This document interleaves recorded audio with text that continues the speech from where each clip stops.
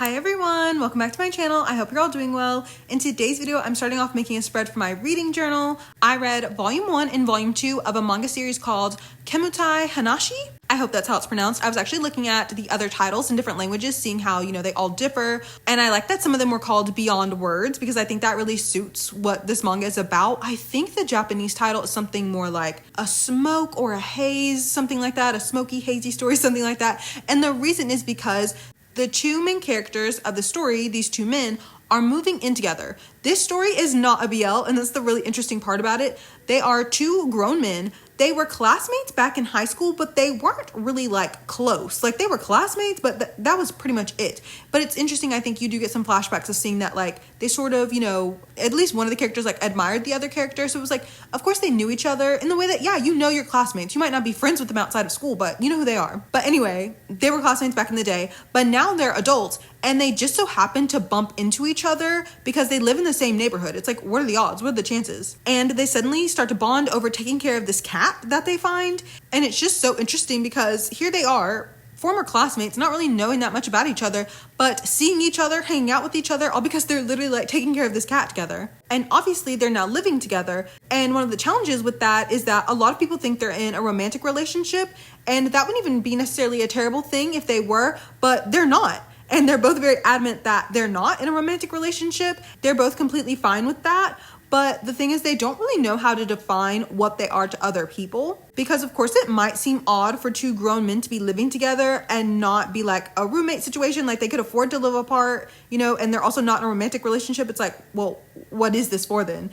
You two are this close, but you're not dating.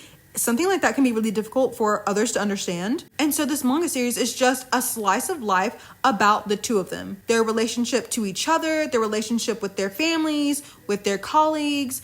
One of the main characters, Takeda, he is a teacher, and the other main character, Arita, he's a florist. There are some other side characters mixed in there, and they're all sort of beginning to intertwine within the first 2 volumes that I read, which is really fun. One of Takeda's students, she is the niece of Arita's boss at the flower shop. I forget her name, but she's a high school student. She has some really interesting thoughts and opinions too, especially about her friendship with her best friend and being scared to get older, to be an adult, and how things are going to change. I also felt a lot of those feelings when I was a high school student. Even now as an adult, I have thoughts and feelings and fears about how my relationship with my best friend is going to change as she starts down this path of being someone's wife and someone's mom. She's always wanted to be some man's wife and some child's mom. And I think Takeda, he had some really interesting thoughts too about how he and Arita, how they got separated essentially as, after they graduated high school, because why would they have kept in contact with each other?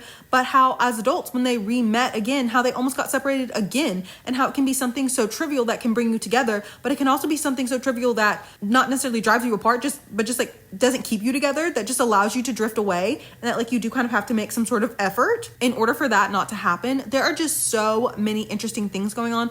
I think Arita has something with his parents. I'm not sure what that is yet. He doesn't seem like he wants to go back home for holidays or anything. I absolutely love this sort of story. The slice of life vibes are just so good. I really love how the art is a bit more simplistic, but it's still really nice. It really just the paneling, it captures that vibe that I love so much of it being atmospheric. It doesn't necessarily have to be sad, but just I love that it feels like I'm really watching a scene play out in my head. The natural silences and pauses in life, I just love it. I love the two main characters together. There's this one scene in volume 1 where they're out on their balcony, but only Takeda has outdoor shoes, so Arita is lend me a slipper.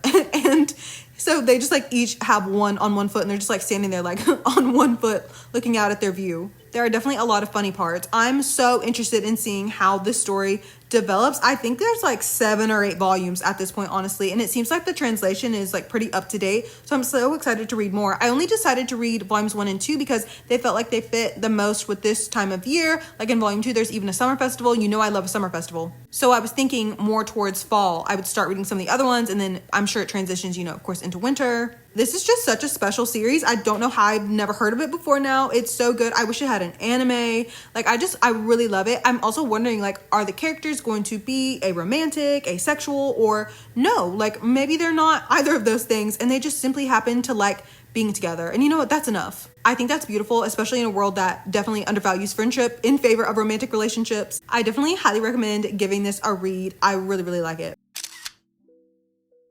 The last spread that I'm making in today's video is for my movie journal. I think last time I mentioned that I was going to watch No Other Choice, and so I finally did. I thought also, after I tell you about the movie, that I could give you some updates on how my springtime shenanigans that we talked about last time are going. This movie is directed by chanwook, who also directed The Handmaiden and also, what's that last one called? Decision to Leave. I haven't seen that yet. I also really want to watch Thirst by him. I don't even know what it's about, but I feel like it's vampire related. And then what's the other one? Oh, Old Boy. I was watching actually the like after show for Interview with the Vampire the other day, and they were talking about how there's like this like hallway fight scene, and the director was saying like he was inspired by Old Boy. Anyway, No Other Choice is about a family man, a father of two, a husband. He has been working at this like paper factory for 25 years and he suddenly gets let go. Uh-oh, it's bad for him. And so he wants another job, of course, in his field, but he has some competition because other people have similarly been let go. And so he decides the only way for him to properly secure a job is to ensure that he has no other competition. AKA, he is going to literally kill his competitors. What a crazy setup for a movie. I feel like there's something very modern about that because I don't know, if this movie had been made like 25 years ago, I feel like people would have been like, was it that serious for a job? Like there's jobs everywhere, not today, not in this job market. So it felt very modern. Also, the main character, he has a toothache that obviously like he cannot get addressed. And when I tell you this man walking around underemployed with a toothache, I was like, why is this me? I haven't mentioned it, probably because I'm trying to pretend it's not happening. He trying to ignore it.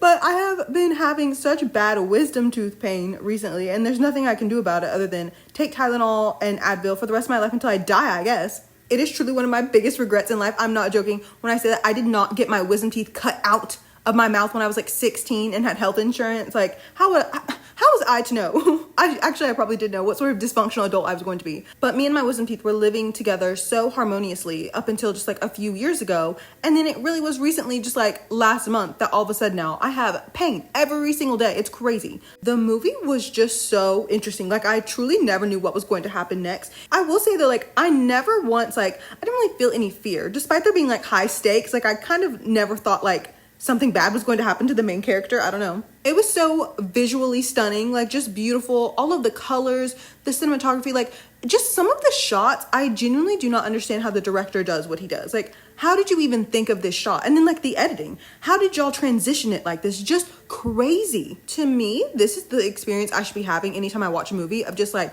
wow, that was so interesting. That was so beautiful. How did they film this? Like, I feel like I should walk away from every movie feeling like this, but I don't. Like, this was not life-changing in the slightest, but it was still such a solid movie. This is what I want all movies to give me. Even if it's not like my favorite movie ever, I should be like, wow, that is cinema. I watched a movie. So anyway, very decent movie. I guess that's really all I have to say about it other than I recommend watching it. Like, I had fun. I struggled making this spread though. You can't tell because I always delete the footage of me like doing something and be like that was ugly. Never mind. Let me start over. Like I delete all that, but I struggled. I was just like, why does nothing look right? Now we can do our little update. First of all, it is so hot. I had not factored in that it was going to be disgustingly hot this week. Like I knew it was gonna be hot, but you know, it's one thing to know it and then to experience it. It's been like 95 degrees in my house every single day. It's hotter inside my house than outside. I always say this during the summer, and there's nothing I can do. Like there's nowhere I can go outside. We don't really have any like outdoor furniture to even sit out there. And so because of that, I've been feeling so like sleepy, so lethargic. Like I just like don't want to do anything. But I'm looking at my checklist. So I finished reading the other Jujutsu Kaisen light novel. I think it's called Thorny Rose at Dawn. That was so fun. I did like volume 1 better because I feel like I was more interested in the characters. Volume 2 had a lot to do with like the Kyoto students. So that was a bit fun to like get into their heads. Like there's a story about Mai. There's a story about Mekumaru, which is low-key kind of a spoiler. Like if you hadn't seen season 2, like I feel like you could not read that book. So that was fun. I'm also over 50% of the way through Cersei. It's been so much fun reading it. I think I stayed up to like 2 a.m. one night, and then last night I really did not read that much. What was I doing last night? I don't know. But that's also so good. I will say, like, how do I put it? The book is really, really good, but I don't like the story as much as I like the Song of Achilles. And I also really hate when something tragic happens to a woman, and like usually it's one very specific thing that happens to a woman, and then that's when like she releases like her full powers, or like, you know, that's when she starts killing men. I'm like, we could have been doing this before now, girl. Anyway, I'm having a lot of fun reading it. I've only colored one coloring page. Actually, I still have like I have like a little otter left on the page to color. I've only done one, so not looking too great. I wanted to have done like 2 by now. Maybe 3. I haven't done any other hobby related things, but I did watch No Other Choice. I don't know if I'm going to get to an anime just because I have so much YouTube to watch, which includes all those music show stages I still have not watched. I don't know if you remember, but it was one of my like goals for 2026 to keep up with music show stages. So I'm trying to hold myself to that. So those are the updates. Actually, by the time you're watching this video, I think my free time is over, my extra free time, which really was not that much extra, but you know, every little bit counts. Like there's no way I would have been able to like read Cersei for like hours upon end had I not had a little bit of extra free time. It's been so nice, but even this morning I thought to myself like, oh, I'm feeling already a little bit sad at the fact that it's not going to be like this anymore. But now that this spread is finished, we can put all the spreads that I made today into my digital journals. Speaking of music show stages, Rise's new song is about to come out. First of all, I don't even listen to Rise like that because I do believe they are a Harvard social experiment, but I love Sungchan and Shotaro, so you know, every once in a while I'll tune in, and their music is always terrible, but the new song that they're coming out with looks like it's about to be so good. It's either about to be the worst song I've ever heard or my favorite song this whole year. I don't know what's gonna happen. Also, I kept having to pause recording this video like every 10 seconds to turn my fan on because it is so hot. Like it's not even 10:30 in the morning and I think it's already 90 degrees inside the house. Like it is so hot. Also, my stomach is growling. Oh, also before my mom left, she was like, the other neighbor might be mowing the backyard. I was like, oh my God, please no. I'm still so mad about the last video. When I was editing it, it was even louder than I thought. I was just like, oh my God. Also, that's another thing that happened to me yesterday. My headphones broke. What is going on? You know what's going on? My Saturn return. I need to look into that. Like, why is everything bad? Why do I have wisdom tooth pain? My headphones are broken. What's going on? I super glued them back, so you know, they're fine. They still like work. They just like fell apart somehow. I don't know. But thank you so much for watching today's video. Everything I used in today's spreads will be in my Pinterest board. The link to that is in the description box, along with the links to all of my other social media accounts, which I still have not updated, even though that too is one of my 2026 resolutions. I will. I swear, one day I will. There's also links to all of the Google Drive folders for all of my journal deco kits. If you have any questions, please let me know. I will do my best to answer them. If you're in the Northern Hemisphere, it's summer. I cannot, in good consciousness, tell you happy summer because it is the worst season of the year. But I hope that you've been having a good June so far. I'll see you in the next one. Bye, everyone.